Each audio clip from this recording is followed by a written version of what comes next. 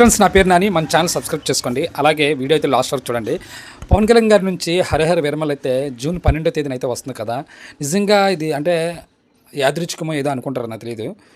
2024 June 12న మన deputy సీఎంగా పవన్ కళ్యాణ్ గారిని అయితే చూసాం. ఆ రోజు ఆంధ్రప్రదేశ్లో పవన్ కళ్యాణ్ గారి అభిమానులందరూ కూడా ఇంట్లో పండగ అయితే చేసుకున్నారు. ఆ ఆనందం కానీ డిప్యూటీ సీఎం గాను చేసేటప్పుడు నిజంగా సూపర్ అని చెప్పొచ్చు. 2024 12వ తేదీని డిప్యూటీ సీఎంగా మనం పవన్ కళ్యాణ్ గారిని అయితే చూసాం. అదే రోజు సేమ్ డేట్న మళ్ళీ మనకు హరిహర వీరమలతో వస్తుంది. అయితే అసురహరణం అనే సాంగ్ అయితే బయటకు వచ్చింది.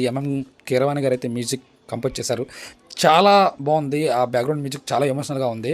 అలాగే ఫైట్ సీన్స్ అయితే మాత్రం ఎక్సలెంట్ అని చెప్పొచ్చు. పవన్ కళ్యాణ్ గారు ఆ విజృంభణ ఎలా ఉంటుందో మనం ఈ సినిమాలో అయితే చూడొచ్చు.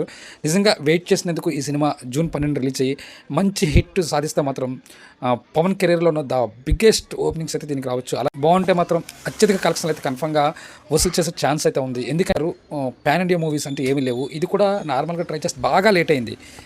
లేట్ అయినా సరే ఇప్పుడు వచ్చిన అసురహరణం అనే సాంగ్ బాగా హైప్ క్రియేట్ చేసిందని అనుకోవచ్చు. ఎందుకంటే ఇందులో పవన్ కళ్యాణ్ గారి పెర్ఫార్మెన్స్ ఆల్మోస్ట్ చాలా వరకు చూపించారు. చాలా బాగుంటుంది అనుకుంటున్నాను. అలాగే బాబు డియాలు సాంగ్ పాడే విధానం కూడా చాలా బాగుంది.